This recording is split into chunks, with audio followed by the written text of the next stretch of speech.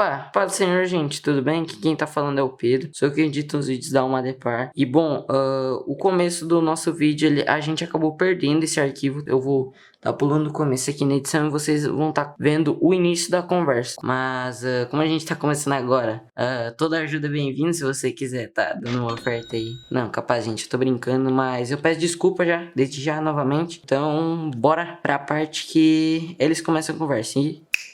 Pessoal, estamos aqui hoje então para mais um podcast, conversando aí com o Dilson, um cara parceirão aí que me inspira bastante quando ele prega aí, não tem quem não sente a presença de Deus, e eu gosto desse estilo dele, bem jovem, bem dinâmico para falar também. Então, pessoal, a gente vai deixar na descrição aí Spotify, as nossas redes sociais, fiquem ligados aí que daqui uns dias vai estar saindo mais conteúdo, e aproveite esse de hoje que com certeza vai ser algo edificador para nós, que o Senhor está falando nesse tempo. Dilson, seja bem-vindo. Tudo bem? Deus abençoe a todos. É uma alegria extrema poder fazer parte desse podcast. Vocês aí sempre demonstrando que existem ferramentas que a gente pode utilizar de maneira saudável, e eu realmente fico muito feliz de alguma forma poder fazer parte disso que vocês estão vivendo aqui, e eu espero e tenho certeza que vai ser um tempo muito produtivo. E para começar, eu gostaria de já saber de ti assim, como que foi o começo da tua caminhada, mas antes disso aí, ainda o que eu faço com a maioria das pessoas que a gente conversa, gostaria de saber quem é o Dilson, onde ele nasceu, como era, desde o começo, de onde tu lembra, assim, para que a gente possa contextualizar tudo isso no final. Eu gosto de saber das histórias das pessoas. Que bacana. Não só assim...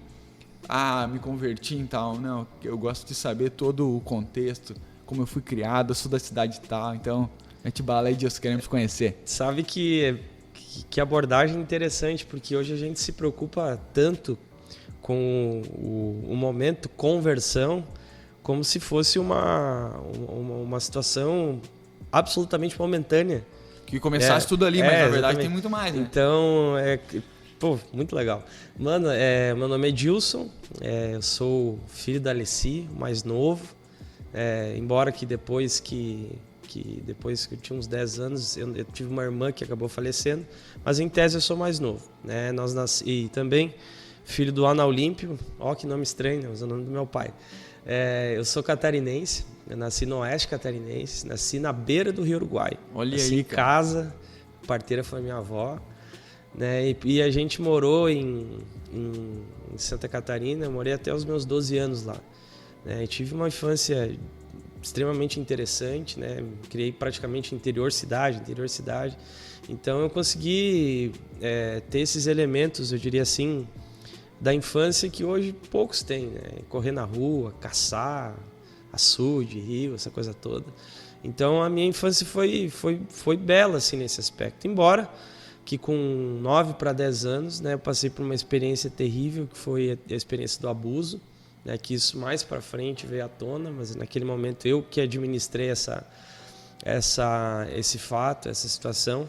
Enfim, e com 12 anos nós viemos morar na cidade de Sapiranga, que é a cidade que eu moro até hoje, né, já aqui na Grande Porto Alegre, né, e daí algumas coisas começaram a acontecer. Né, eu fiz, na época... que nós viemos para cá, logo depois ingressei no SESI. Aí fiz mecânica, cursei mecânica no SESI e também comecei a trabalhar na área de tecnologia. Comecei a dar aula nessa área de tecnologia também. Tecnologia basicamente o quê? Assim, na época era tipo você ensinar as pessoas a utilizar o Word, o PowerPoint, essas coisas assim, esses programas básicos, era um negócio extremamente avançado. Sim, né? aqueles cursos de informática que tinha. Aqueles combos que eles vendiam nas escolas. Então, só que ali eu comecei a desenvolver assim eu diria assim, a minha aproximação com pessoas e aí por aí foi. As minhas atividades sempre foram muito relacionadas a pessoas. Dando aula. Assim. Dando aula. Só que o que aconteceu que quando eu entrei no ensino médio, aí sim, um outro mundo, uma outra perspectiva. Meus pais se separaram. Meu pai foi alcoólatra durante muito tempo. Antes de se separar, um pouquinho antes eles se converteram, mas depois se separaram.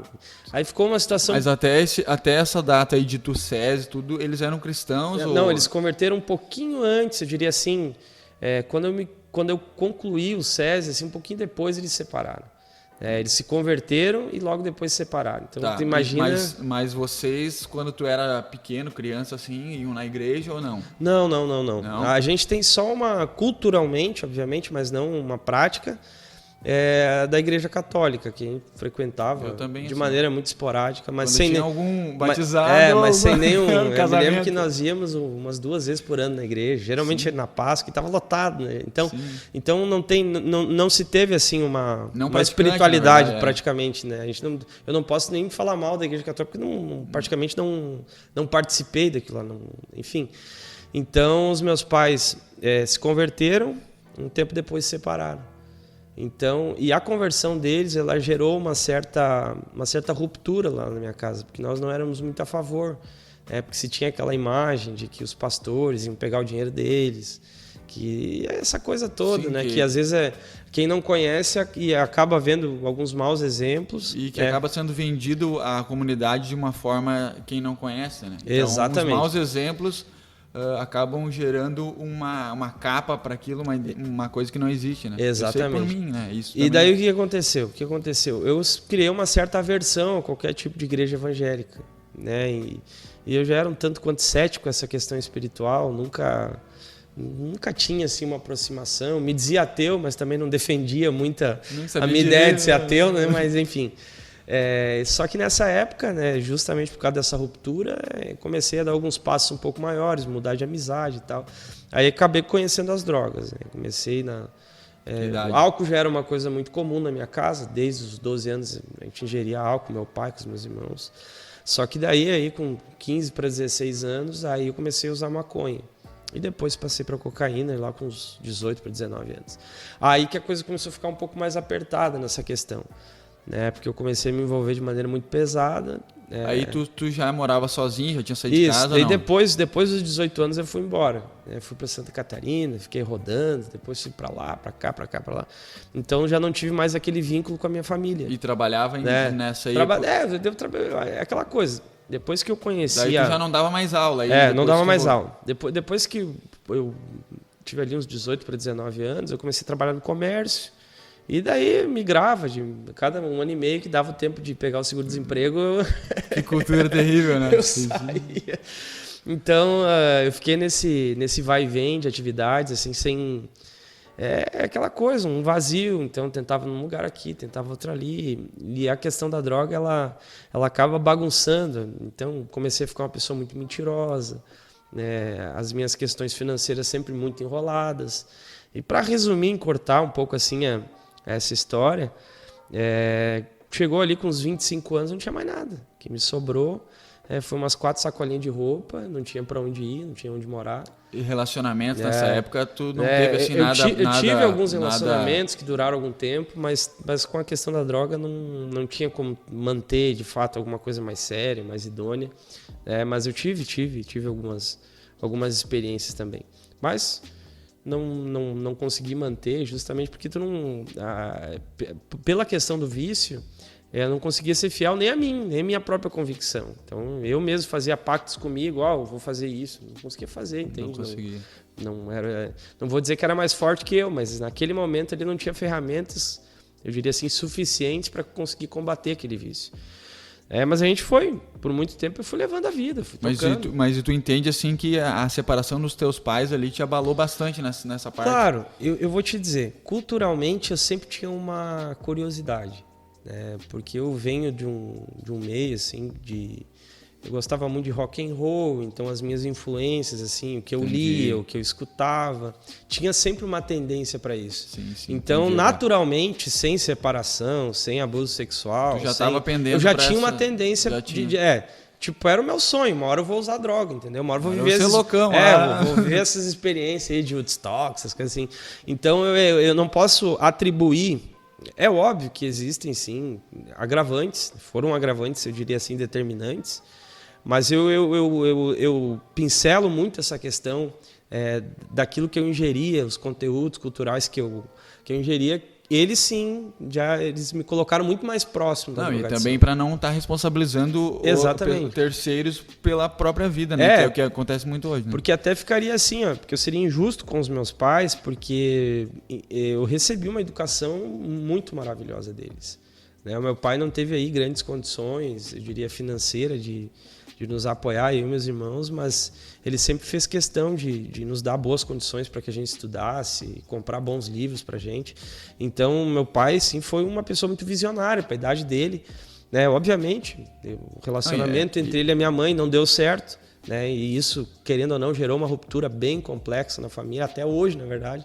Se tem a gente precisa administrar essas questões, e eu sei que hoje não são poucas pessoas que precisam administrar isso, então é uma situação complexa em todos os sentidos, né? Então para nós foi complicado, para mim também foi difícil, mas a questão da droga eu atribuo muito mais a isso. Claro que era um peso, ter a família separada, conviver com trauma, então tudo isso obviamente são coisas que tu vai pincelando e tu vai vendo mais ou menos qual era a tua trajetória. E foi um tempo assim muito difícil. Então, a minha história, querendo ou não, ela precisa também ser definida a partir disso, né? Sim, o vício ele também escreveu muita coisa na minha vida. Com certeza. Né? Ele, embora sejam, eu diria, trechos assim não tão interessantes, né? Mas faz parte da minha história, faz parte de quem é o Dilson, né? Então, passei por essas questões aí. E aí, em 2013, que foi o tempo realmente do ápice da minha drogadição, né, eu já não me via mais em condições de fazer outra coisa senão usar droga. Então, tudo que eu pensava era, como é que eu vou usar droga? O que eu vou ter que fazer? Tu pode contar pra gente aqui alguma coisa assim que tu fez assim, que tu acha muita loucura, assim, que tu fez por causa da droga? Por exemplo, assim, ó, uma vez eu cheguei do meu pai e disse, pai, eu preciso arrumar o pneu do meu carro. E preciso arrumar uma peça aí do meu carro. Ele me emprestou o cartão dele, fui lá e arrebentei com a conta dele. Saí com R$4.000 e fiz mais um empréstimo para ele pagar mais para frente. Tempo que tinha aqueles empréstimos rápidos. Que era no caixa. Né? E isso aconteceu inúmeras vezes. Né? De pegar a conta para pagar, pegar o dinheiro e tentar pagar no outro mês. Daí daqui a pouco as pessoas ligam para quem eu peguei a conta, entendeu? Ou pega emprestado de um aqui para outro ali. Né? Eu não tive problemas assim, tipo de ir numa loja, roubar uma loja, isso não. Mas na minha casa eu levei muita coisa. As pessoas que conviviam comigo, eu desenvolvi isso também. Isso foi uma coisa que eu nunca aprendi em casa. Meu pai, nós sempre fomos muito pobres, mas ele sempre nos pregou essa questão da dignidade.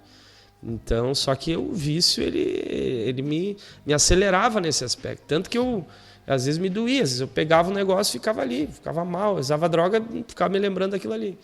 Então, aconteceu. É vergonhoso a gente comentar isso, mas também... como eu disse, faz parte do processo. Eu até quis assim, chamar para esse lado de exemplificar, para que as pessoas tenham noção. Sim. Entendeu? Para que as pessoas que estejam nos ouvindo consigam entender tudo isso, porque, digamos, eu não cheguei a usar drogas ilícitas, mas a bebida fazia isso comigo. Sim, o álcool então, é complexo. Chegou um ponto de... cara, eu sabia que eu não tinha na geladeira as coisas, mas eu ia e bebia com o dinheiro que eu trabalhei aqueles dias, entendeu? Eu tinha uma mulher e um filho pequeno em casa. Então, tipo assim, eu nem sei como ela aguentou, mas, entendeu? Não chegou a romper o relacionamento. Sim. Porque ela se apegou a Deus e começou toda a caminhada, né? Uhum. Continuou, no caso, porque ela já desde pequena. Então, eu cheguei ponto, assim, de... Não deixar só tu contar os teus, né? Cheguei ao ponto, assim, de eu sair, beber com meus amigos, dizer pra ela que eu tava jogando futebol. E no eu sair de casa, eu levar uma roupa de futebol. Olha só. Sim. Levar uma roupa de futebol e de madrugada, quando eu voltar, eu pôr a roupa de futebol e me enrolar na grama de casa. Sim, para simular. Pra simular que eu tinha jogado futebol e não tinha nada. Entendeu? Então, tipo assim, isso é coisa de filme, não é? Isso é a realidade, o que o vício, o que essas loucuras faz com a gente. Entendeu? E é até bom que os pais identifiquem isso, né? Talvez muitos pais tenham acesso a esse conteúdo. Né, em perceber, assim, porque são comportamentos totalmente atípicos, né? Sim, eles não definem muita pessoa, né? Mas então geralmente quando se percebe uma situação como essa, é muito necessário que tenha uma abordagem, né, muito clara, né? E eu por muito tempo assim eu fui sendo meio que tipo, uma hora ele vai melhorar, entende? Uma hora vai melhorar. Só que eu comecei com uma coisinha aqui, outra coisinha ali, coisinha pequena, né? Daqui a pouco, pá, e o troco do mercado, entende? É bem isso aí. Tá, mas cadê o troco? Sim. Não, eu fiz, entendeu? Entende? Então, aí que começou a disruptura de todo o caráter. Né? Então, isso é uma das coisas que o vício faz também. E daí uma coisa que tu faz já tira o teu valor, tu já não se sente merecedor de nada e te habilita à próxima. Exatamente, ela Entendeu? ela vai te treinando. É uma coisa, né? que vai... Mas mete bala aí, 2013 daí? Daí em 2013, que foi o ápice, assim, a situação mais complicada, que daí eu perdi, né, tudo que eu tinha construído. E daí a minha família, o que aconteceu? Eu fiquei praticamente na rua, porque eu não tinha mais para onde ir. A minha ideia era morar numa casa de um traficante, né? E aí a minha família me cercou, né? E pela primeira vez, que era uma coisa que nunca tinha acontecido, eu vou dizer assim, eles me apertaram de verdade, entende? Sem muita dó, assim. Me apertaram assim, ó, e aí? Disse, não, mas não estou usando, mas não sei o quê. Aí aquela coisa, tentei criar. Tá, mas não tá aqui, a gente tem tudo anotado, a gente sabe, a gente seguiu os teus passos aí nos últimos tempos, a gente sabe de tudo. Aí o que aconteceu? Eu pensei o seguinte, e agora o que eu faço? Porque eu pensei assim, me internar não vou, não quero, isso é coisa de louco, né? Eu achava. Não sei se é coisa de doente, né? Não sou doente. Então, só que daí chegou um momento assim que eu pensei, não, quantas vezes eu já tentei escapar dessa sozinho e nunca consegui. Porque essa ideia de dizer assim, para pessoas que estão, por exemplo, no vício, dizer, não, é força de vontade a maioria tem. As pessoas precisam desenvolver mecanismos para que elas consigam se levantar e trilhar um outro caminho. Força de vontade todo mundo tem. Se perguntar para um mendigo, perguntar para ele, tem força de vontade? Se ele quer sair dali, com certeza ele quer. Claro que tem. Mas a questão não é essa. Né? A questão não é essa. A questão é tu conseguir, eu diria assim, mudar o teu foco, pensar em outra coisa, ressignificar a tua história. Então eu pensei, não, já tentei tantas vezes sozinho, não deu. E daí o que aconteceu? Os meus irmãos disseram, a gente tem só uma opção. Desse jeito não tem como nós te manter aqui na nossa casa. Não adianta nem tu querer trovar, inventar que tu vai parar. Não vai dar. Tu vai morar na rua, tu escolhe. Ou tu mora na rua ou a gente busca um lugar para tu te tratar. Eu disse,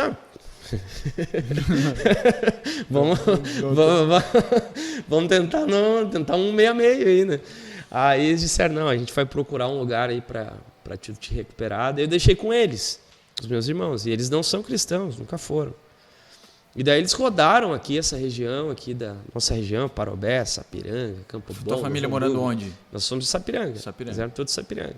Então eles rodaram tudo que é centro de recuperação, comunidade terapêutica e tal. Blá, blá, blá. E daí eles chegaram, me lembro assim que eu acho que era 14 de abril de 2013. E eles vieram no final do dia, tipo umas 5 horas da tarde. Eles vieram na casa da minha mãe, eu fiquei lá.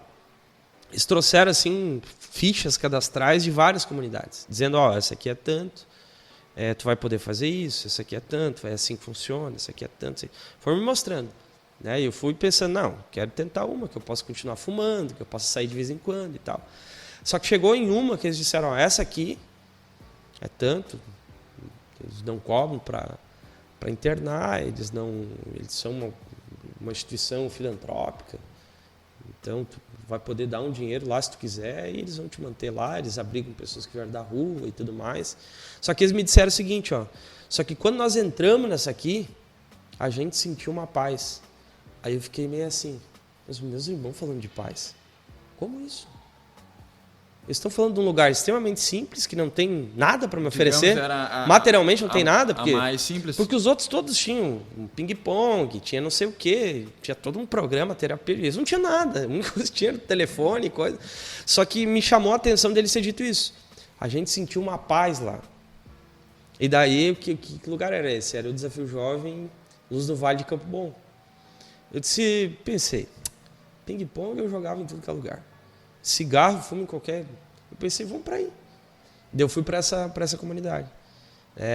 Só que eu dizia para minha mãe assim, e a minha mãe ficou feliz, né? Porque ela sabia que essa comunidade era uma comunidade cristã, evangélica, né?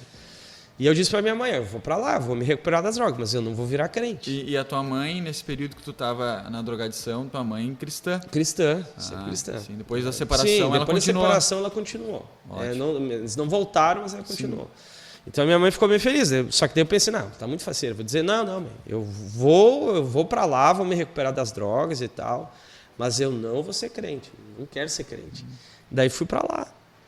Fui pra lá e tal. E quando eu cheguei no centro de recuperação, a minha ideia de centro de recuperação era o seguinte: vou chegar, os psicólogos vão falar comigo, o psiquiatra vai falar comigo, vão me medicar, vou ficar viajando. E deu, daqui uns dias eu saio dessa neurose aí, entendeu?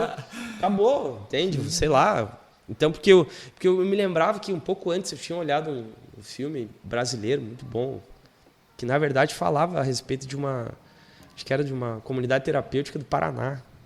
O Bicho de Sete Cabeças era o nome do filme. E daí, os caras davam um choque nos outros. Eu tinha essas imagens na cabeça. Meu Deus. Sim, não, quando é que vai ser o choque? Não. Então, tá muito preocupado, né? Claro, a vida toda bagunçada. Eu vou para um lugar que eu não vou poder sair. Não tem como esperar coisa boa, na verdade. Só que daí eu cheguei lá e disseram, se tu quiser ir embora amanhã, daqui 15 tu pode ir.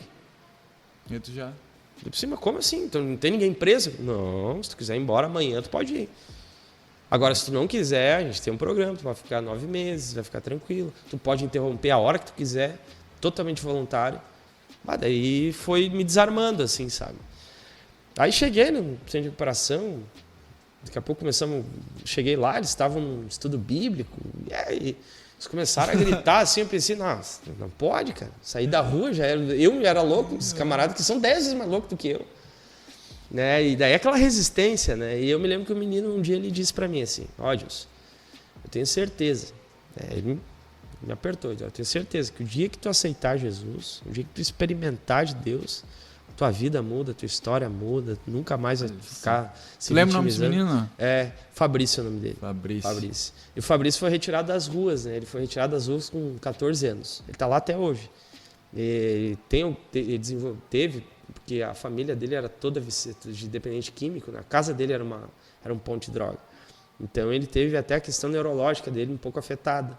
Mas essa certeza ele carregava e carrega até hoje. Né? Então ele quase que me apertou assim, dizendo, se tu fizer isso, a tua vida muda. Aí eu pensei o seguinte, já tentei tanta coisa, que custa, né? Tentar isso aí também. E daí para resumir a história, né? Um mês depois eu estava me batizando, 2, 3... Eu me lembro que quando eu começava a ver todo aquele movimento, assim, porque centro de recuperação é um ambiente de uma espiritualidade muito pura, muito sincera, e de um ambiente de pessoas que, família não aposta mais, a sociedade não aposta mais. Então é uma entrega de um nível assim muito intenso. Eu tive uma experiência com um centro de recuperação com um primo meu, a gente tentou em algumas aqui e não deu certo. Depois ele ficou lá em Capão da Canoa, até um centro, uma comunidade lá católica. Sim. E tipo assim, eu era o primo bem próximo dele, então eu pegava o meu carro e me ia para lá. Meu filho era pequenininho, então a gente via aquilo como a força que eles colocavam, porque tipo assim, quando chegava alguém, tipo, cara, lá tinha uns caras muito loucos, tipo, tinha cara lá que se ele saísse, eles matavam, entendeu? Tipo, devia nas bocas. Se os caras soubessem que ele tava fora, ele ia morrer, entendeu? Então, tipo, teve meninos que vieram de outros países que os pais não podiam mais com eles, entendeu? Tipo assim, nem no país dele, mais. Se cortavam, loucura, e isso, muito ricos. Mas lá era também, tinha uma digamos assim, tu entrava ali, eles tentavam te encaminhar pelo governo, alguma coisa assim, que pagaria a tua... E, cara, eu jogava futebol com os caras. Tipo assim, os caras me honravam de uma maneira, assim, que eu sentia vontade de voltar lá. Sim. Porque, tipo assim, nós jogava jogo de homem, pelhado. Se eu sair ganhando, mas pegado, entendeu? Só que daí, tipo assim, os caras vinham, às vezes, assim... Não, vamos pegar leve com visita, não sei o quê. Tipo assim, não tem que pegar leve, mano. Aqui nós estamos juntos, nós somos tudo igual. E tu não somos diferentes. Porque eu aprendi isso também, né, cara? Então, tipo assim... E os caras me honravam e honravam todo mundo que ia lá. Então, a gente comia com eles. Tipo assim, não tinha que negócio, os visitas, senta aqui. Sim. Até se quisesse, tinha. Mas eu optava por aquilo. Então, não, mas eu vou sentar com vocês. Teve um período que meu pai foi preso. E tinha muita gente nas visitas. E eu peguei e tinha o carcereiro da porta lá, ele conseguia me colocar pra dentro da cela. Porque, cara, tu ficava uns banquinhos, então era difícil ali, né? Daí ele disse, não, eu vou conseguir te encaixar aqui. E como eu era gurizão, mais novo, me colocava pra dentro da cela. E dentro da cela ficava, tipo, tinha acho que uns 15 na cela, ficava, tipo, 9 sem visita. E eu era a visita dos caras, entendeu? Sim. Tipo assim, eu entrava lá, bati um papo com meu pai, mas meu pai sabia que era um besteira que ele fez e logo, né, a gente já tava resolvendo, ele ia sair. Mas tinha cara lá há muito tempo, lá. E os caras não se sentiam mais dignos, entendeu? Tipo assim, tinha um alemãozão lá, que ele tava há 11 anos lá. Nunca nem familiar, ninguém nunca visitou ele, entendeu? Então, tipo assim, eu ia lá e batia papo com ele, cara. Ele esperava mais do que meu pai pela visita, entendeu? Meu pai sabia, todo domingo eu tava lá. Sim. E daí, tipo assim, eu chegava lá, aquele cara vinha com o banquinho vup do meu lado, entendeu? É tipo assim, cara, o cara fez, pode ter feito, cara, sei lá o que o cara fez, pode ser um assassino, pode ser sei lá o que, entendeu? Mas eu creio que todo mundo tem uma segunda chance, entendeu? Sim. E a partir desses convívios, dessas experiências que eu tive, entendeu? E, digamos assim, meu pai foi preso, meu primo, problema com droga, meu pai com problema com droga, nós levamos ele pra lá, com problema com álcool, levamos ele pra lá. Então, cara, tudo isso aí começou a clarificar meu propósito, entendeu? Então, tipo assim, foi umas coisas ruins que aconteceu pra mim, que eu creio que tu deve carregar isso também. Sim. Que geram o nosso propósito de poder impactar de alguma forma. Fazer a nossa vida não ser leviana ao ponto de não ser insignificante. Entendeu? Então, tipo assim, cara, aquelas coisas que às vezes eu penso de o cara nos alegrar nas tribulações, as coisas que foi difícil pra gente, meu, tem um propósito, tem um porquê. Deus colocou essas situações, né? Hoje a gente pode estar compartilhando aqui, e quantas pessoas podem estar sendo alcançadas com essa experiência que tu teve, entendeu? Que nem eu sempre digo, às vezes as pessoas ficam, mas tu conta as tuas broncas, tuas coisas de tu fazer isso aí. Cara, eu consigo falar isso hoje do mesmo jeito que eu acredito que tu consegue falar. Com total porque clareza. Isso não dói mais na gente. Nós somos curados de uma maneira nisso, que é o que a gente mais quer, que as outras pessoas não façam essas bobagens, né? Então, essas experiências, tipo de centro de recuperação, que tu deve ter passado digamos assim, muitas situações, né? Que foram te transformando no homem até hoje, né? Claro, e pra mim foi fundamental aquilo, porque quando eu comecei a observar assim a maneira com que aquelas pessoas que estavam ali, aí eu comecei a olhar assim, cara, meus problemas eram irrisórios perto dos deles, entendeu? A maioria. Então eu me considerava assim um privilegiado, assim, porque o que eu tinha passado, por pior que tinha sido a minha experiência com família, com coisas que deram errado, com escolha errada, eu estava muito mais tranquilo perto deles. E aquela força, aquela convicção de fé, aquela entrega, aquilo começou a me inspirar muito. Aquela esperança, né? Começou a me inspirar muito, porque eu pensei, se eles estão vencendo, eu vou conseguir vencer. Entende? Os camaradas que foram abandonados por pai em lata de lixo. Entende? Essas histórias aí era padrão. Cada 3 dias aparecia uma. Aí isso começou a gerar um certo conteúdo em mim. Conteúdo. Aí o que aconteceu? Eu desci as águas, me batizei, comecei a me envolver assim fundo no meu tratamento, né? E aí algumas verdades começaram assim a serem explícitas assim para mim na minha vida, aquilo que Deus tinha para mim, né? Do ofício que Deus tinha para mim, daquilo de qual seria a minha vocação, qual seria o meu chamado. Eu me lembro que uma vez eu estava sentado assim no culto e daqui a pouco eu fechei o olho assim. E quando eu abri os meus olhos, o meu corpo estava no púlpito, assim. Que massa. No púlpito, assim, apontando para as pessoas. E eu, assim, estranho, porque quando eu me converti, eu pensei, não, eu sou crente, cara, tudo que eu quero tá aqui, entendeu? Adorando, né? Vendo que Deus usa. Só que daí Deus começou a me mostrar isso aí, né? A vocação que Ele teria comigo, o chamado que Ele teria comigo. E aí as coisas começaram a acontecer, né? O que aconteceu? Eu fiquei 1 ano ali internado. Saí, voltei para a sociedade de novo, né? Conheci a igreja que eu congrego até hoje, que é a Assembleia de Deus Sapiranga. Foi essa saída tua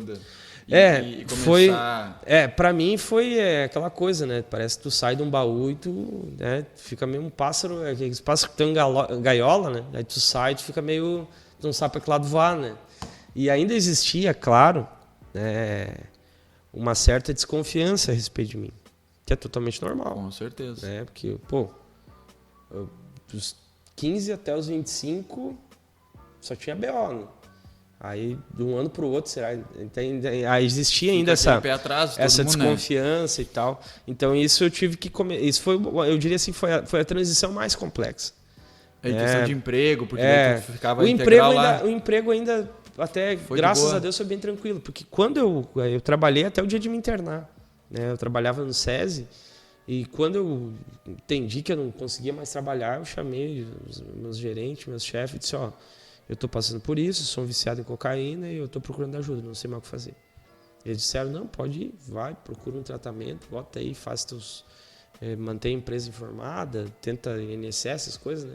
Então, quando eu voltei, eles me receberam, até aqui em Parobé eu trabalhei. Né? Então, graças a Deus, assim, a questão profissional, logo consegui Mas mais a questão de dinâmica de vida mesmo, assim.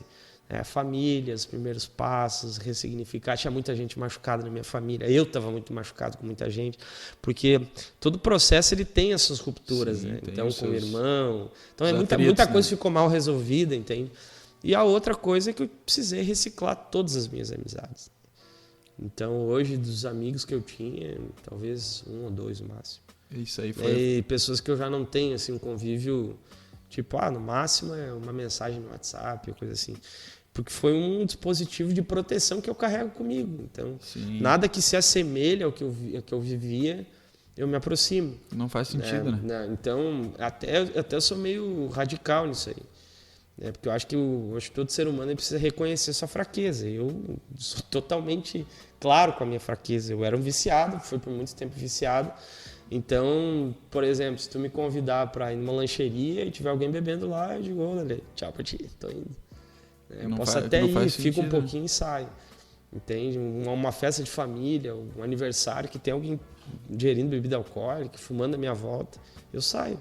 Então, porque eu entendo a minha fraqueza. Né? E porque eu defini que para aquele mundo eu não volto mais. Né? E até para a questão de tu entender o quanto é livre. Exatamente. Então tu não tem que viver o que as pessoas querem que tu viva, né? Exatamente. Que, tipo assim, que é uma coisa que às vezes eu me incomodo, que tipo as pessoas tentam condicionar a gente a alguma situação ou alguma cultura que na verdade não faz sentido. Tipo, eu sou muito assim. Sim. Cara, se eu conseguir te ajudar nisso aí, pode ser que eu te ajude, mas não faz sentido nenhum, porque eu tenho que cuidar um pouco mais da minha vida. Então tem isso aí. E bem legal, porque esse primo meu, ele vem, quando ele sai, ele mora em Capão da Canoa, quando ele sai de Capão da Canoa, ele vem para Parobé, ele não consegue dormir aqui. Não que ele não consegue, ele já dormiu na minha avó, mas ele se sente mal aqui. Porque, tipo assim, aqui ele passou muita coisa ruim e fez toda uma carga, tem toda uma memória. Tipo assim, né? eu até conversei com ele alguns dias para ele ressignificar algumas coisas, né, para não carregar isso também. Mas ele se sente mal, cara. Ele disse, se eu ficar aí, no segundo dia eu tô tremendo, eu fico lá, começo a ver uns caras que eu via, umas coisas que não me faz bem, então eu prefiro. Então hoje ele mora em Capão da Canoa, cara, faz as paradas dele bem sucedido, trabalha com jardinagem, com várias coisas lá pros caras. Sim, tá envolvido. Tá envolvido e é bem isso, cara, consegui entender isso. E a maioria dos meus amigos também não digamos assim, não é nem que eu escolhi, cara. Quando eu vi, já aquilo não... Entendeu? Não fazia mais, não fazia mais sentido. Isso, quando eu vi, tipo assim... os guri que comiam churrasco e bebia, eles começaram a olhar pra mim... o Lelê virou crente agora. Cara, essa visão deles, beleza, entendeu? Tipo assim, eu vou cuidar do que eu tenho que cuidar, da minha família, que foi pra isso que Deus me chamou, entendeu? Cuidar da minha família, cuidar da galera aí que confia na gente, o que a gente puder fazer. Toda a questão das influências de onde a gente tá, né? Então, eu sempre, alguns cursos que eu fiz que sempre fala que a gente é a média das 5 pessoas, então eu tô muito feliz por estar contigo aí. Bem.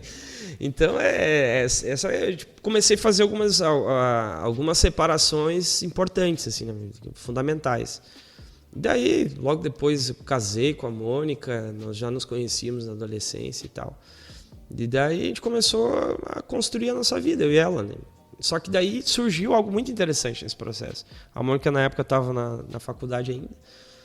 Eu estava trabalhando no SESI e aí nós recebemos um convite para sermos voluntários dentro do Centro de Recuperação. Que massa. E na época a Mônica ainda trabalhava numa casa lar, que ela trabalhou alguns anos, né, cuidando de crianças em vulnerabilidade. Então, como nós já tínhamos esse vínculo de trabalho com pessoas, um trabalho mais voluntário, a gente foi para lá. E ficamos lá 2 anos, assim, se dedicando de maneira integral. né, ao acolhimento dos dependentes químicos, ao tratamento, à dinâmica da instituição. E esse tempo, assim, para nós foi um tempo divisor de águas, assim, sabe? Nossa, imagina. Foi um tempo muito especial, né? Desde a questão da minha vocação, desde a questão dela, a Mônica começou a desenvolver as atividades dela. Então, para nós foi um tempo assim maravilhoso, né? Só que chegou um tempo assim que acabou, entende? Deus começou a falar conosco e tal.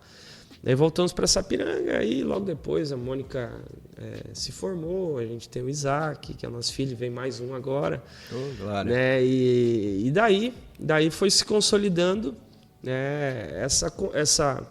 Aquilo que Deus já vinha falando comigo há muito tempo, né? Que me usaria muito para pregar para jovens e tal. Porque um dos meus maiores, eu diria assim, primeiro começou num desejo pessoal, um sonho. Não foi uma visão que eu tive primeiro, né? Mas eu queria muito, muito, né, ser útil para que pessoas não trilhassem o mesmo caminho que o meu. Né? Então, e qual seria, eu diria assim, a faixa etária que eu conseguiria me desenvolver com mais facilidade?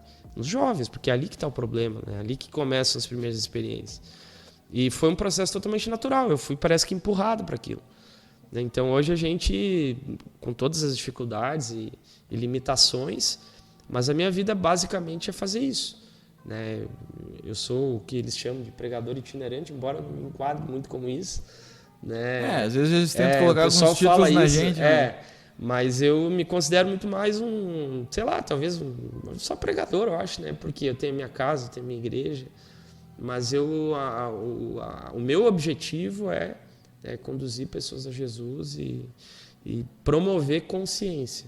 Né? Então, se você me perguntar, Deus, o que você quer fazer? Eu quero promover a consciência, aquilo que o Evangelho de fato produz. Quero que mentes sejam transformadas, né? Ainda que isso me custe, sei lá, algum tipo de problema. Não interessa. Mas eu quero que pessoas sejam, de fato, transformadas. Gastar a nossa vida com o que realmente faz sentido pra gente. É claro que a gente, como ser humano, poderia estar fazendo mais, poderia estar me envolvendo mais. Mas hoje essa é a minha expectativa, é isso que move o meu coração. É que eu creio tudo numa questão mais plena também. Então, tipo assim, daqui a pouco, eu sei porque eu fui muito afoito no começo, assim, da minha caminhada, fui bem afoito, eu queria fazer de tudo. Então daí tu começa a amadurecer, tu começa a entender, porque a gente não consegue estar em pico toda hora. Então não consegue ser sempre produtivo. Sempre produtivo daquele jeito. E uma coisa que, não sei se tu tem notado isso também, mas o maior problema que acontece com os jovens é porque até certa idade os pais têm o domínio deles. E a partir do momento que eles se sentem donos da razão, ou que eles acham que eles estão grandes, ali eles realmente mostram quem eles são.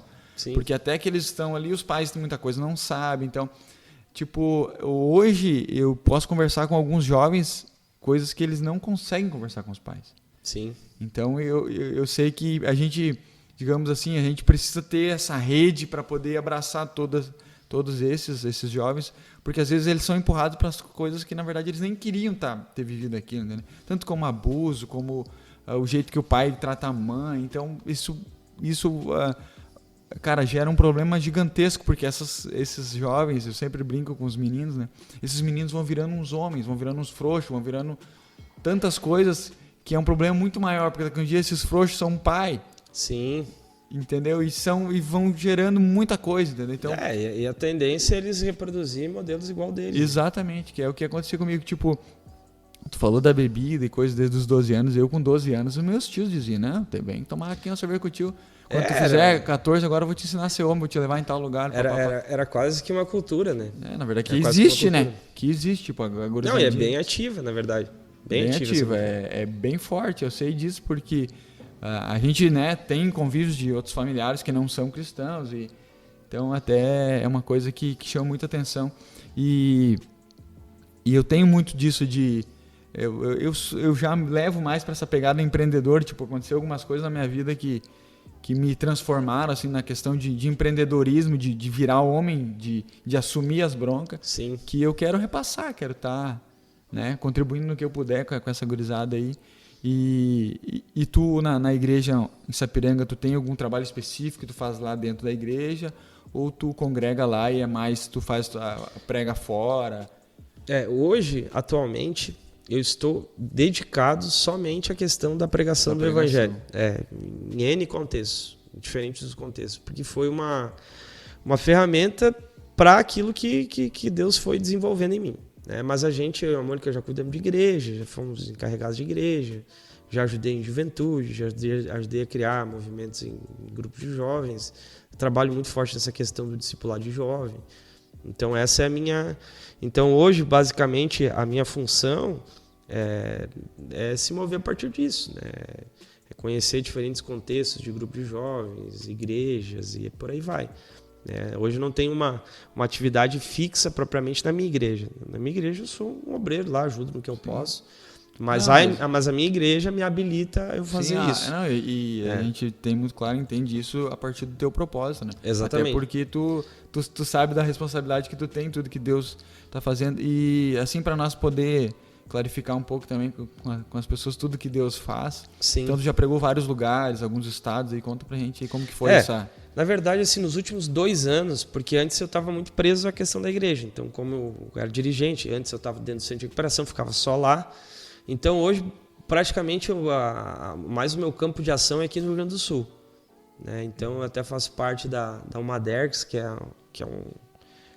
quase que a união das mocidades aqui da minha igreja, que é a Assembleia de Deus de Sapiranga, só que engloba todo o Rio Grande do Sul. Então, hoje, basicamente, o meu público é um público gaúcho. Então, tive ainda uma experiência para fora, justamente porque esses últimos 2 anos foi tempo de pandemia. Tudo, né? Até tive alguns convites aí para ir para o Amazonas, para ir para alguns lugares, só que não funcionou justamente por causa dessa... Mas a gente já tem já algumas coisas bem acertadas para frente. Mas eu, particularmente, eu tenho me preocupado com o nosso estado. O nosso estado, assim, é o meu foco, assim, é o que eu tenho pensado. E, claro, daí também a gente trabalha um pouco com a questão de rede social, que também tem um alcance bem bom. Enfim, trabalha muito com conteúdo para Instagram. E estou trabalhando num livro ainda que eu creio que, sei lá, talvez até o final do ano a gente consiga lançar. Que benção. Então, são coisinhas que a gente vai... Porque hoje eu penso que a gente precisa desenvolver, porque a gente precisa lançar conteúdos para o futuro, entende? Exatamente, começar a ser... Porque o que acontece? Vai pegar a história de qualquer revolução, qualquer movimento, ele surge da literatura, ele surge das canções, ele surge de imagens, da arte. Então, se nós não produzirmos conteúdo, nós nunca vamos viver uma revolução, ou uma mudança de contexto, ou até um avivamento. Então, eu tenho incentivado, principalmente... jovens que tenham essa propensão a escrever, a criar, a editar, designs gráficos, que trabalhem muito, que criem muita coisa. Não interessa se não é tão bom, não tem a ferramenta necessária, mas faz, entende? Alguma coisa faz porque tu tá lançando uma imagem para o futuro, entende? Não sabe... É aquela coisa do Eclesiastes, lança teu pão sobre as águas, depois, um dia tu vai ver, ele vai aparecer. E começa às vezes tu faz algo que de repente tu não acha tão relevante, mas alguém vai ver. Exatamente. E também vai se impulsionar a fazer. Exatamente, às vezes é só aquele encorajamento que tu está produzindo, né? Então eu tenho pensado muito nisso. É claro que com 2 filhos, agora tá vindo segunda, fica um pouco mais complexo. Mas é bem assim. Mas igual isso também faz parte do processo. Com certeza. A questão do amadurecimento, a questão de tu olhar para situações com outro prisma, né? A gente sabe que a paternidade traz isso pra gente, né? Então eu tenho me empenhado nisso também, em produzir conteúdo e de alguma forma aí ativar essa geração. Isso. Que é na verdade o que eu, digamos assim, eu no começo eu era muito afoito de querer fazer tudo, e hoje eu consegui entender um pouco mais o meu papel, que é de ativar mesmo, entendeu? Porque, tipo assim, a gente tem muita coisa boa, cara. A gente tem muita coisa que, por vezes, às vezes, eu sinto que por uma cultura que foi, digamos, estabelecida ao longo do tempo dentro das igrejas, que acabavam de uma forma inconsciente. Não foi por alguém querer, acabou travando algumas pessoas, ou travando uma cultura de não expor, de não, né? Pôr para fora todo aquele... É que a igreja sempre teve algumas dificuldadezinhas que são pequenos dogmas que sempre vai ter, em qualquer geração vai ter. Talvez há 10 anos atrás era um, hoje é outro. Sim. Que é muito essa questão assim, mas está fazendo para se aparecer. Eu entendo isso também. Mas o que Jesus disse? Ele disse que não se esconde uma luz debaixo a luz precisa aparecer. Então não precisamos tirar essa ideia da cabeça desse negócio, tá fazendo, é óbvio que é para aparecer. Ou algo diferente, para que o fulano tá fazendo aquilo diferente? Precisa aparecer, entende? Como é que vai fazer um negócio para não aparecer? Exatamente. Né? Então a gente parece que não tem esse perfeito domínio do que é de fato ser humilde, e a gente acha que tudo que é feito é para se aparecer, é para orgulho, Não, então precisa quebrar isso aí. Porque naturalmente aquela coisa, remova o mal, o bom vai aparecer de maneira automática. Com certeza. Né? Então a gente precisa.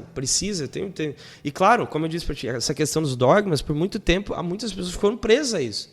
Não, está querendo se aparecer. Ou até, como a gente criou essa ideia de chamado, de não sei o quê, com uma questão muito microfonada. Né? Então, quem é quem foi chamado? Aquele que está com o microfone na mão. Quem é que foi chamado? Aquele que está sentado no púlpito. Então a gente tem essas imagens. A gente sabe que isso não é óbvio que essas pessoas foram chamadas de fato. Né? Você pega um presbítero de uma igreja nossa, ele tem uma história. Um evangelista, ele tem uma história. Um pastor, ele tem uma história. Só que há tantas outras pessoas com funções tão importantes quanto. E com coisas que queimam no seu coração. Exatamente. E às vezes falta a clareza ou alguém que ative, cara. Exatamente. Entendeu? Exatamente. É pra ti isso, entendeu? Tipo, então, eu e minha esposa, a gente tem... Então isso precisa ser muito bem trabalhado, né? Da tua vocação, eu sei que tem gente é uma clareza, né? De tu conseguir entender pra que tu foi chamado. E eu canso de ver jovens, por exemplo, que tem uma habilidade violenta para negócio. Tipo, os caras que sabem ganhar dinheiro, entendeu? Sim. E eles às vezes se sentem, eu diria assim, diminuídos, porque eles não sabem pregar, porque eles não sabem cantar, eles não participam da dança. Eu disse, cara, tu tem uma ferramenta violenta na mão, rapaz, tu tem uma capacidade de empreender, tu tem, ou um talento para política, ou sei lá, um talento para escrita. Então, isso parece que é pouco valorizado. Então, meu sonho também é, sei lá, conseguir desenvolver assim, esse banco de talentos que não é pouco, não são poucos jovens que têm essas habilidades, mas que por alguma forma eles estão escondidos com medo. E também descobrir essas pessoas e começar a trazer à tona isso, né? Porque a guerra que nós enfrentamos agora, ela é diferente de 20, 30 anos atrás.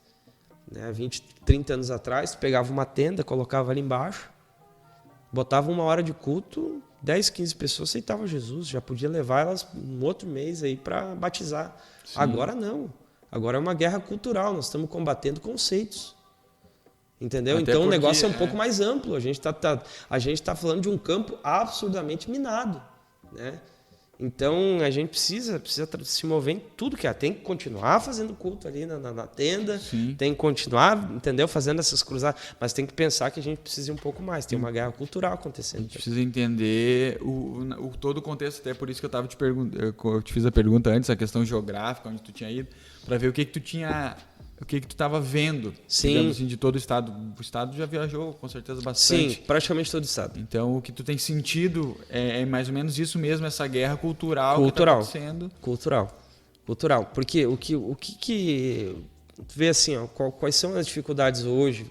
É justamente essa. A gente tem métodos que já funcionaram, né, de fazer uma cruzada, de fazer não sei o quê. Tudo isso funciona e ainda funciona. Só que a gente vê que o nosso grau de potencial ele está quase que paralisado. Né? Vou dar um exemplo bem simples. Tu pega as nossas igrejas, nossos grupos de jovens, a maioria são jovens cujos pais são evangélicos. A gente tem poucas conversões, né? De pessoas que não eram da igreja, jovens que não eram da igreja e foram atraídos. Então, onde é que esses jovens vão ser encontrados? Escola, universidade. Exatamente. Aí tu vai com um folheto lá, mano. Não eras. Não vai. Tu vai ter que desenvolver outras ferramentas. Tu vai ter que instrumentalizar pessoas para elas se moverem na vocação delas, com o conhecimento delas, eu diria assim, com esse nicho delas. Claro, e uma dessas está lá dentro da universidade. A Exatamente. outra está na escola, outra está lá outra na empresa, outra está lá dentro da empresa. Está criando um negócio, está contratando pessoas, entendeu? Exatamente. Então, e como é que essas pessoas vão ser atraídas? Pelo comportamento dessas. Exatamente. Então já não é mais um talento ministerial. Não é mais um bom compositor só. Tu precisa pensar uma coisa um pouco mais ampla, né? Então, de todo um contexto, digamos assim, de lifestyle mesmo, né? que vai atingir outras pessoas. Exatamente. Porque hoje em dia é como eu digo, cara, a Bruna um dia comentou isso. Quem que não ouviu falar de Jesus já? Todo mundo ouviu, né? Vamos fazer de uma forma mais ampla. Mas a maioria das ferramentas usadas já não estão afiadas para aquele momento.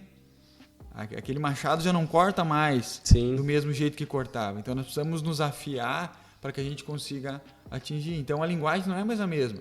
Às vezes tu fala, tá ligado com um guri, com uma menina. Mas tu é líder, tu tá falando, tá ligado. Como assim, cara? Que cabeça é essa, entendeu? Tipo, nós precisamos, às vezes a gente tá, mas daí tu vai ser influenciado por eles. Não é isso, é totalmente contrário. Não, tu continua com os teus princípios intactos. Com os teus princípios intactos, tu vai entrar na pegada da galera, digamos assim, né? Entre aspas, tu entra na vibe da galera para te passar a tua mensagem. Que é isso que eu curto fazer. Que eu entendo que... Porque a pior coisa que tu fazer é tu tá fazendo um trabalho que tu tá vendo que não tá dando resultado.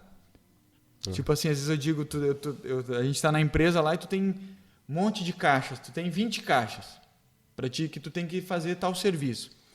E tu tem que entregar no outro dia. E tu tá fazendo uma caixa de manhã e uma de tarde.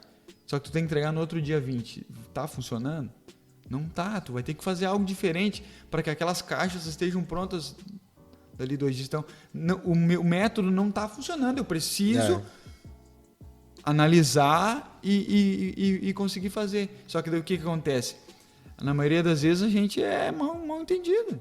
Sim, sim. Porque tu faz algo que relativamente não é o padrão, aquilo que não é o padrão incomoda. Entendeu? Mas nunca foi feito assim. Então, cara, nunca foi feito um dia que nem esse. O dia de hoje nunca existiu e nunca mais vai existir. Sim. Esse momento que eu e tu estamos conversando aqui é único. É único. Do mesmo jeito que Deus fala conosco todos os dias.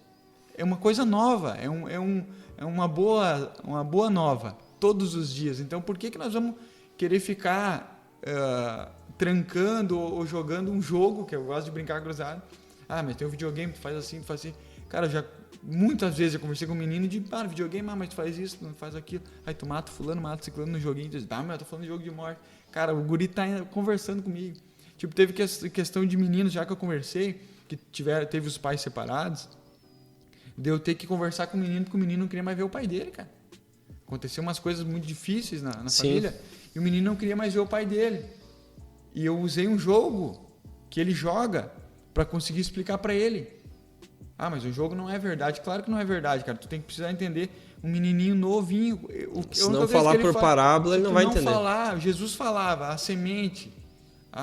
elementos lúdicos, né? Que geram uma certa imaginação. Dentro daquela realidade da pessoa. Então, por isso que nós começamos a conversa aqui, nós começamos a falar quando tu se converteu, quando aconteceu. Tem um contexto que tu está inserido. Tem um contexto que as pessoas estão inseridas.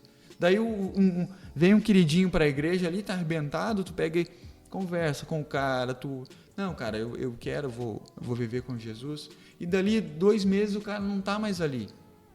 Daí as pessoas pegam e olham e dizem, mas o fulano lá não quer nada com nada. Só que o cara não consegue. Não consegue, porque tudo que ele viveu não é um mês. Um mês vai fazer ele tirar tudo aquilo, ressignificar. E claro que a gente, né, a gente que lida com a cabeça das pessoas, a gente entende que tem ferramentas, que tem coisas que tu faz que a pessoa começa a ter clareza na vida. Mas isso não acontece simplesmente na igreja, porque a pessoa vem ali assistir 2 horas eu digo assiste quando a pessoa não tem entendimento, né? Chega ali e assiste 2 horas de culto, às vezes fica emocionado com algo que gera uma vontade, sem um contexto, porque a pessoa não tem uma vida ainda dentro daquilo ali, não tem entendimento, e a pessoa vai embora, só que segunda-feira bate nela. Segunda-feira a marreta vem com tudo, entendeu? Sim. Aquele domingo maravilhoso que ela passou, que ela dormiu, um sono que ela nunca dormiu, o celular desperta ferrenho, e ela vai e tem aquele chefe chato, tem aquela pessoa e tem tudo jogando ela de volta pro buraco, entendeu?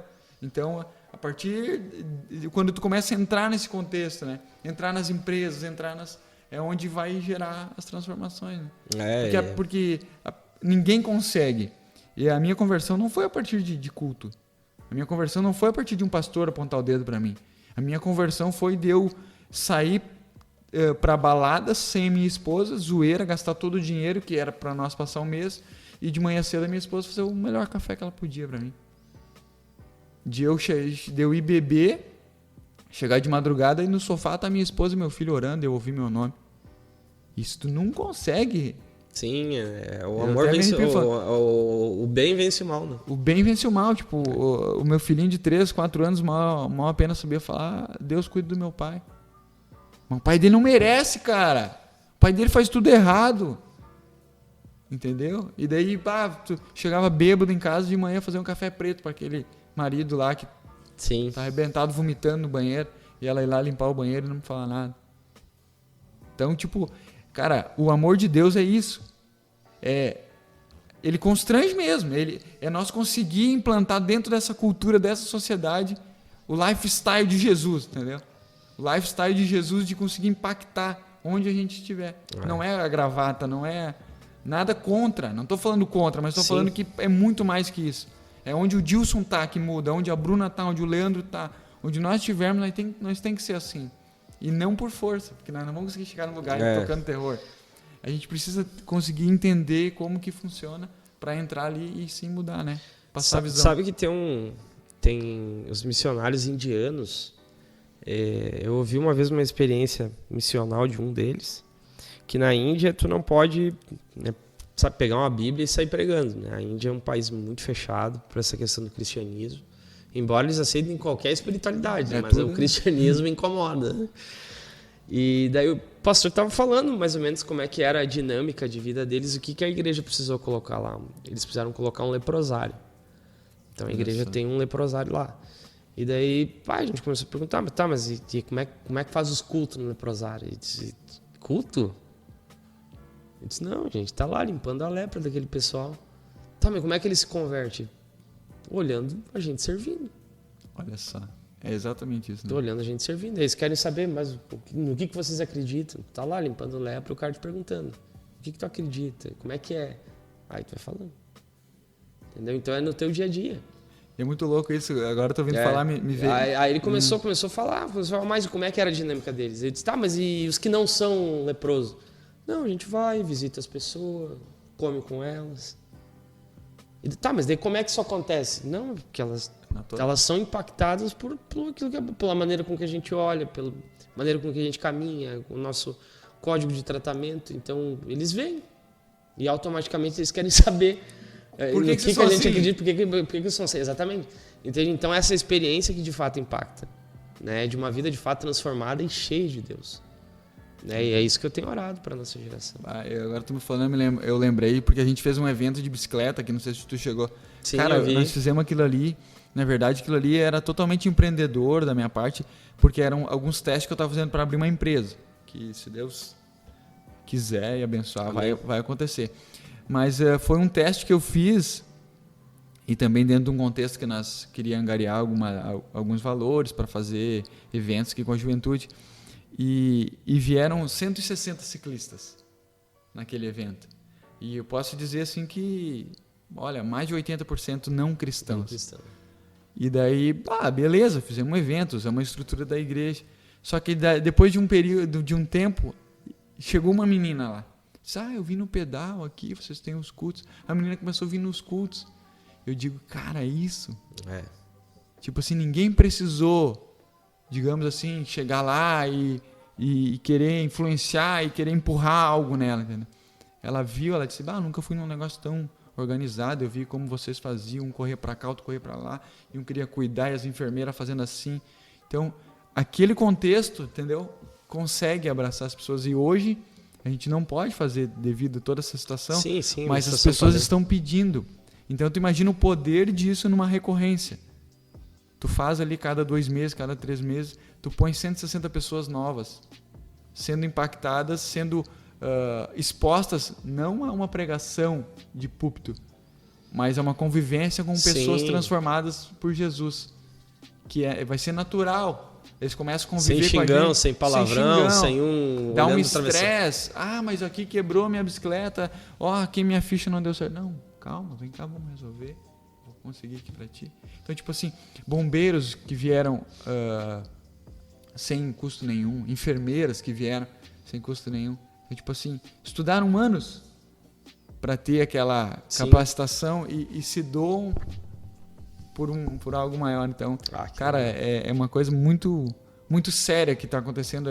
Na verdade, assim, ficou bem claro, já conversando contigo, Sim. essa questão de toda essa guerra cultural que acontece, até pela questão da uma má fama que é colocada, às vezes, dos cristãos. Né? E tu sabe que a gente precisa desmistificar muita coisa hoje em dia. Antes de pregar, tu tem que falar, não é assim, não é assim, não é assim, né? Sim. Então, esse tipo de experiência, ele vai dizer que, cara, a gente é muito feliz com a experiência que a gente tem, entende? Sim.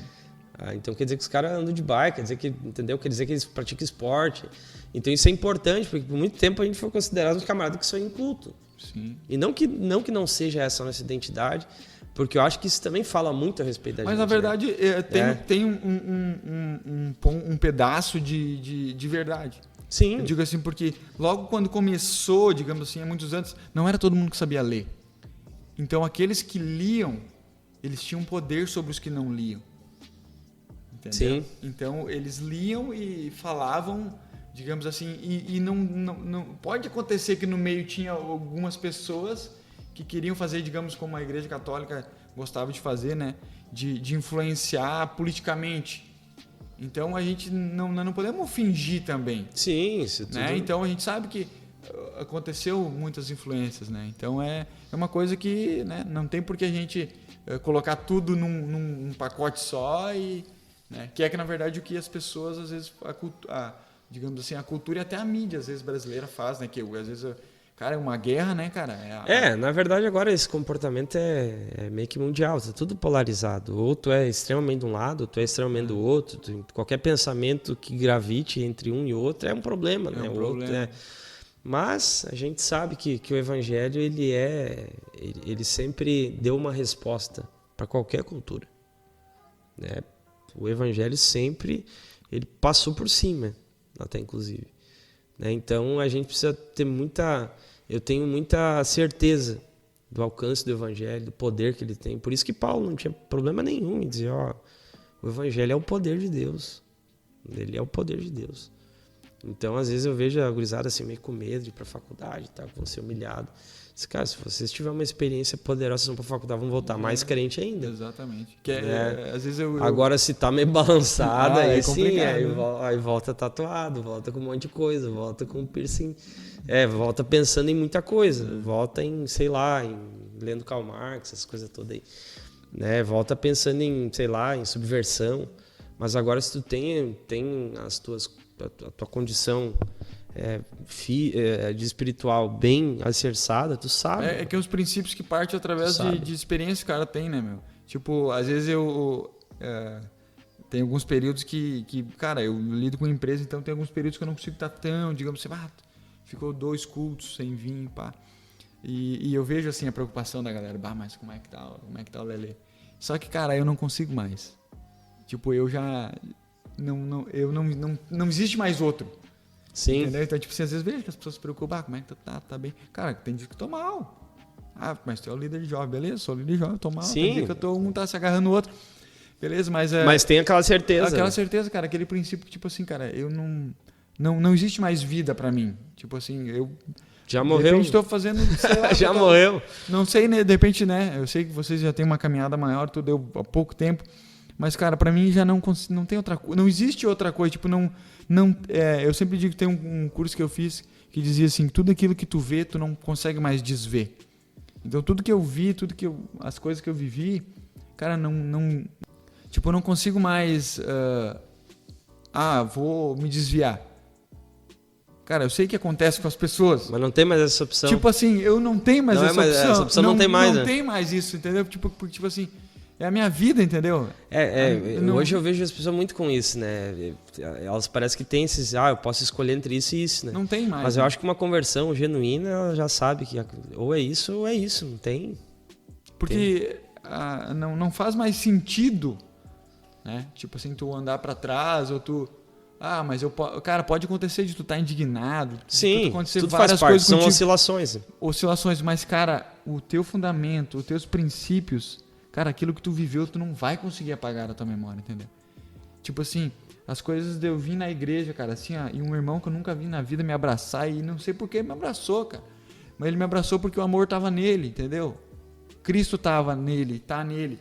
E ele me abraçou. E aquilo era tudo que eu precisava naquele dia. E eu cheguei na igreja assim, mal, cara.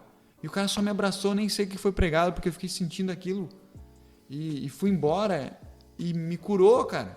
Tipo, uma doença, cara, é sentimental, sei lá. Me curou aquela angústia, me tirou um abraço que o cara me deu. E ele nem sabe porque ele me deu aquele abraço. Sim. Ele abraçou 50 que chegou na igreja. Pai do Senhor, quando podia abraçar ainda, né? Então, tipo, cara, não tem volta isso pra mim. Não consigo mais dizer assim, o Lelê, eu nem sei quem é Jesus. Jesus, não acredito. Cara, não, é impossível. É impossível, é uma coisa assim que... E a gente tenta passar isso pras pessoas e às vezes as pessoas não entendem. Mas eu entendo que elas não entendem, porque elas precisam também viver algumas coisas, né? Sim. Algumas coisas difíceis às vezes, né? Com certeza. Que é o que é mais difícil da gente conseguir fazer as pessoas entenderem que, cara, as coisas ruins que acontecem com a gente só porque Deus deixou. Porque tudo tá no poder dele, ele que comanda tudo. Sim, As pessoas dizem, mas o inimigo tá fazendo isso com a pandemia. Eu não acredito, cara. Eu acredito que é Deus. Sempre foi Deus e sempre vai ser ele, porque é ele que domina tudo. Então, Lelê, mas se tu morrer por causa desse Covid, cara, porque ele quis. Mas você tá falando isso pra querer me influenciar, cara. Não preciso influenciar ninguém, eu preciso viver aquilo que eu acredito, entendeu? Tipo, cara, se for pra mim morrer por causa dessa pandemia, tá top, cara. Deus quis assim. Isso que eu creio que é fé, sabe? Sim, é confiança, a fé é não um desejo. Não um desejo do que eu quero que Deus faça pra mim, mas eu acreditar no que o que ele faz pra mim é o melhor. Não se tem mais outro plano, né? Não tem mais um plano B. Mas no meio de tudo e todas essas questões problemáticas, esses desafios que a gente tem de fé, assim, nesse tempo, para nossa geração, jovens e tudo mais, tem muita coisa boa acontecendo. Eu tenho visto, assim, principalmente agora, com todo esse advento da pandemia, a gente está recuperando essa experiência congregacional. A gente está, eu diria assim, revisitando ela com uma certa gratidão. Hoje eu vejo as pessoas assim, aproveitando as oportunidades, porque, claro, aqui ainda não fechou tanto, né? Vocês conseguiram manter muitas reuniões, embora teve alguns dias que tiver que fazer só atividade online, mas enfim. Mas eu vejo as pessoas com um pendor de gratidão muito maior. E um anseio muito maior. E isso estava quase que se perdendo. Tem muita gente já ficando banal já, né? Muita gente já que, tipo, a experiência congregacional já não... já não tinha mais aquele peso, entende? E agora nós estamos revisitando e entendendo a importância disso. E eu faço um apelo muito grande a pessoas que elas são apenas frequentadores de igreja. Eles não querem conviver com as dificuldades do dia a dia, entende? E hoje em dia a nossa geração sofre muito com isso. Ela quer o culto de jovem, mas ela não quer a igreja.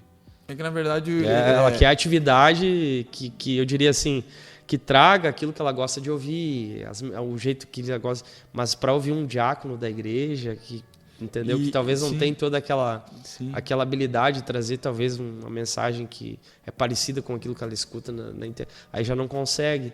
Sim. Então nós estamos perdendo essa experiência congregacional. E isso parte muito, tipo, eu já fiz algumas análises, então eu consigo, isso parte toda de uma cultura, não da igreja. Não digamos que só da igreja. Parte de uma cultura do nosso país e da nossa região até aqui do Rio Grande do Sul. Por quê? Quantos dos teus pais ou teus avós trabalharam com lavoura? Minha família toda, bem dizer. Então, para trás. Então, tipo assim, a minha mãe, meus avós, eles sofreram demais. Meu pai, com o trabalho. E o que eles fizeram? Eles arrebentaram com a gente. Por quê? Eu ainda peguei pendenga, eu ainda, né? Sim. Tipo, eu ainda fui criado pela minha avó, então bem rígido. Mas o que acontece cada vez mais na sociedade? Os pais defendendo os filhos. Então os filhos não se frustram mais. Então o que vai acontecendo?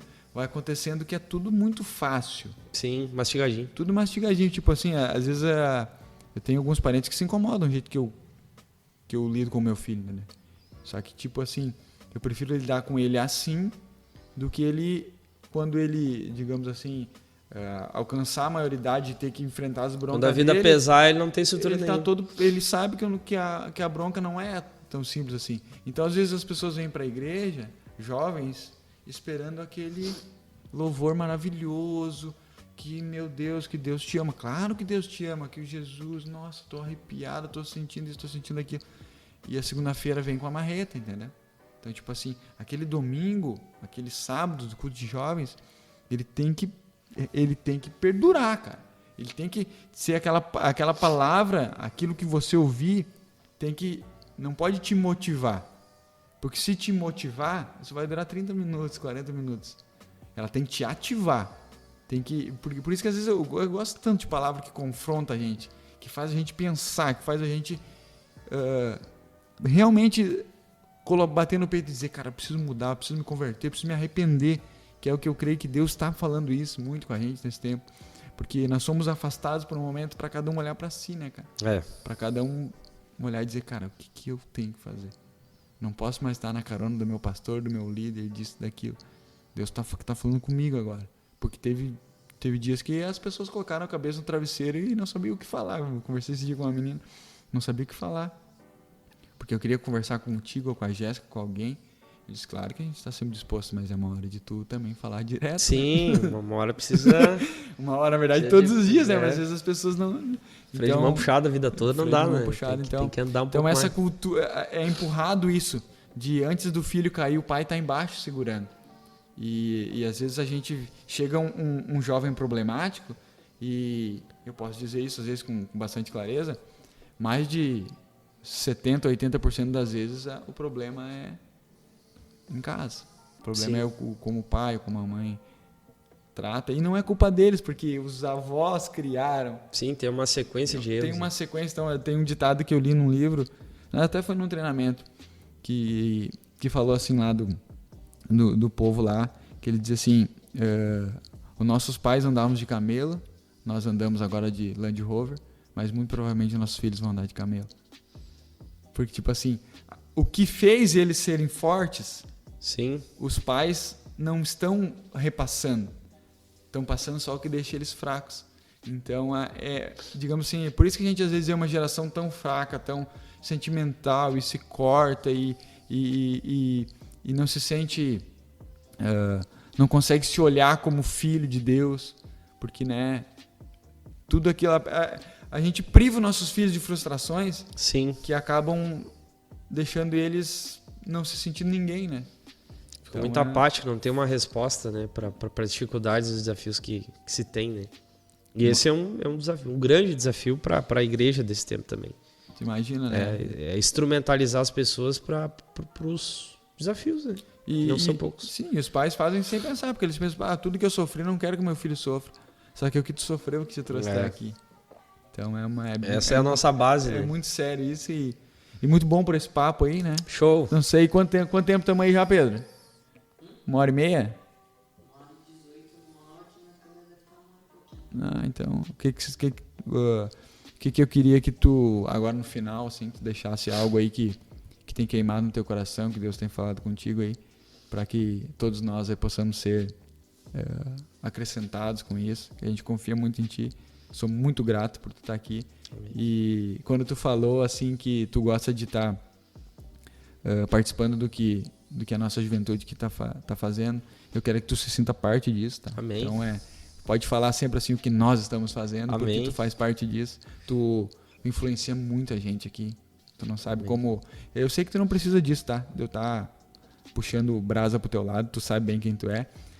Mas tu impacta, tu termina as pregações, nós ficamos aí conversando, isso, aquilo, como Deus é bom e continua assim, cara, com essa coragem de falar o que Deus põe no teu coração, porque eu sei que às vezes incomoda, às vezes tu fala coisa que não é o que a gente quer ouvir, mas é necessário que nós ouça e que nós possamos estar crescendo assim, então deixa a palavra comigo. Ultimamente eu tenho pensado muito numa palavra de Paulo, que ele disse o seguinte, que as armas da nossa milícia, elas são poderosas. E a respeito disso, Paulo disse o seguinte, que elas são poderosas para aniquilar sofismas. E eu fiquei pensando, e uma vez eu vi a definição do que é um sofisma. Um sofisma ele é uma mentira construída com argumentos verdadeiros. Entendeu? Entendi. Então, o que Paulo está dizendo? Que nós precisamos desenvolver ferramentas e buscarmos a Deus, o Evangelho, para destruir com essas narrativas que parecem verdade, mas são mentiras, né? São construídas com argumentos que são verdadeiros, mas na verdade são mentiras. Usa algumas coisas. E eu penso que para esse tempo que nós estamos, a nossa sociedade está rodeada de sofismo, inclusive na igreja.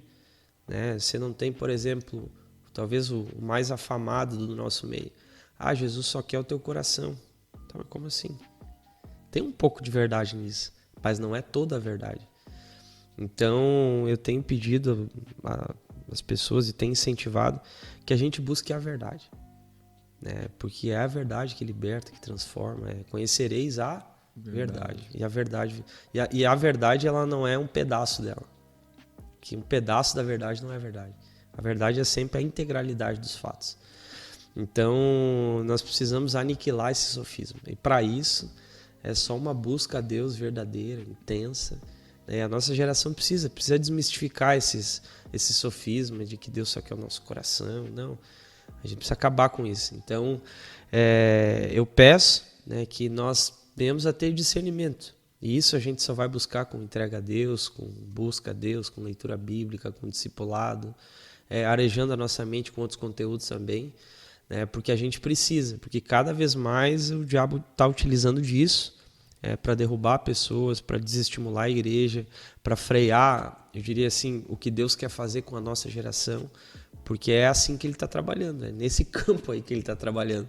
Sim, hoje em dia tu vai ver, o futuro e dificilmente agora, um jovem sai da igreja e vai usar droga, entendeu? Mas ele também fica na igreja sem produzir absolutamente nada, então é pior até que usar droga, entende? Então nós precisamos sim sermos impactados e para que a gente venha destruir todos esses sofismas e de fato a verdade apareça. É aquela coisa de Lutero, a verdade a todo custo. Eu quero só a verdade, ponto. Não quero mais nada. Top, né? Então, busquemos essa verdade, espalhamos essa verdade, né? Sem recorte, sem pequenos trechos, mas na integralidade, ainda que seja uma coisa que nos desconstrua às vezes. Não seja tão agradável aos nossos olhos, assim, mas a gente precisa destruir esses sofismas, mas Paulo disse, que as armas da nossa milícia, elas são armas poderosas. Então a gente precisa se utilizar dessa espada do espírito, capacete, essa coisa toda, esse ambiente de guerra. Eu entendo que nós estamos em guerra e a gente precisa mesmo de combatentes para essa guerra, né? E Deus nesse tempo está alistando pessoas, está alistando jovens, está alistando meninas, está alistando moços, pregadores, empreendedores, está pegando tudo que é tipo de gente, né? Porque nós estamos numa guerra. Mas logo o vencedor da guerra vem aí. Amém, olha aí. Que ótimo. E é ele que nós estamos esperando. Mas enquanto isso a gente vai pelejando. Vamos aí se capacitando. A gente não fica aqui esperando Jesus para a hora que ele vir de parado. Não, Jesus, ele nos convida a seguir essa novidade. Ele não está parado. Então, o exército é assim, né? O exército, tu não vê o exército lá esperando a vir a guerra. Eles estão treinando todos os dias para quando vir estar pronto. Então eu creio muito nisso também, que é uma preparação. Então tem algo gigantesco para acontecer, então nós precisamos estar afiando aí todos os dias. Deus, muito obrigado. Deus abençoe, obrigado, um abraço. Passa pra gente aí tuas redes sociais. É só procurar no YouTube, Dilson Gomes Oficial, Instagram, Dilson Gomes Oficial, só botar nas redes lá, Dilson Gomes Oficial, que você me encontra. Então ótimo, aí o pessoal põe na descrição do vídeo aí também. Vai estar no Spotify, mais uma vez falando aí. Amém. E as nossas redes sociais também. Muito obrigado, Deus. Deus abençoe. Seja sempre bem-vindo. Abraço. Tamo junto aí nessa guerra. É nóis.